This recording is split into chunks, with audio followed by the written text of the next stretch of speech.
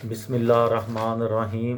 لاکھوں درود پاک حضرت محمد صلی اللہ علیہ وآلہ وسلم اور آپ صلی اللہ علیہ وآلہ وسلم کی آل پر۔ السلام علیکم، میرا نام افتخار احمد ہے اور آپ میرا یوٹیوب چینل نالج دیکھ رہے ہیں۔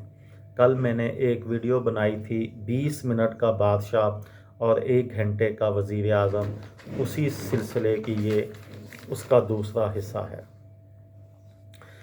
ارجنٹائن کے صدر کی مثال کے علاوہ لاطینی امریکہ میں ایسے اور بھی بہت سے صدر اپنے دور میں رہے ہیں جن کا دور انتہائی مختصر رہا۔ میکسیکو کے پیدرو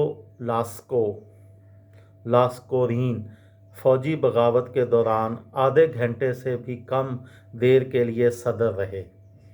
اس بغاوت میں فروری 1913 کے دوران فرانسسکو مادیرو کا تختہ الٹایا گیا تھا۔ برازیل میں صدر کے بیمار پڑنے پر کارلوس لوز نے 8 نومبر 1955 کو میں صدارت کا عہدہ سنبھالا۔ اس وقت برازیل میں ایک صدر منتخب ہو چکا تھا، مگر ان کا دور جنوری 1956 میں شروع ہونا تھا۔ 3 روز بعد لوز نے وزارت دفاع کے حکم پر عہدہ خالی کر دیا، جن کا دعویٰ تھا کہ وہ تقریب حلف برداری سے قبل بغاوت کی تیاری کر رہے تھے۔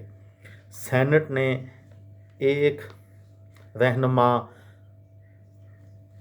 یترو راموس نے پھر 2 ماہ کے لیے یہ عہدہ سنبھالا۔ سابقہ بھارتی وزیر اعظم اٹل بہاری واجپئی کے پاس اس مخصوص عہدے پر مختصر ترین مدت کا بھی ریکارڈ ہے، جو 1996 میں پارلیمانی انتخابات کے بعد اتحادی اکثریت حاصل کرنے میں ناکامی کے بعد صرف 13 دن تک اقتدار میں رہے۔ 1996 میں واجپئی صرف 13 دن اقتدار میں رہے۔ وہ 1998 میں ملک کے دوبارہ وزیر اعظم بنے، لیکن ان کی وزارت عظمیٰ کی مدت صرف 13 ماہ رہی، جب ایک اور سیاسی اتحاد ٹوٹ گیا اور پارلیمنٹ تحلیل ہو گئی۔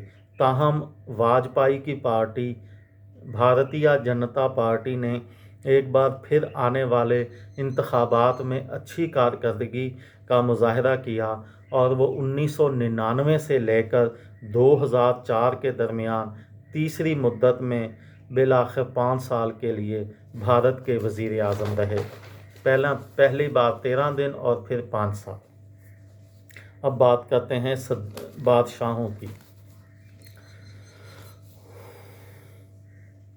بادشاہوں اور ملکاؤں کی قسمت اچھی ہے کہ انہیں الیکشن نہیں لڑنا پڑتا اور وہ جمہوری انقلاب میں بھی قدرے محفوظ رہتے ہیں، مگر اس کا یہ مطلب نہیں ہے کہ کسی بادشاہ کا دور مختصر نہیں ہو سکتا۔ سن 1946 میں اٹلی کے بادشاہ امبرتو دوم اپنے والد کی دستبرداری سے تخت نشین ہوئے، مگر شاہی خاندان کے خلاف مظاہروں نے انہیں غیر مقبول بنا دیا۔ ریفرنڈم میں 54% شہریوں نے جمہوری ریاست کے حق میں ووٹ دیا اور امبرتو صرف 34 دن تک بادشاہ رہ سکے۔ نیپال کے شاہ دپندرا کا دور اس سے بھی مختصر ہے۔ 1 جون 2001 میں ولی عہد دپندرا نے اپنے والدین اور نیپالی شاہی خاندان کے دیگر افراد کا قتل کر دیا۔ وہ مبینہ طور پر اپنے رشتہ داروں کی جانب سے شادی کی مخالفت پر ناراض تھے۔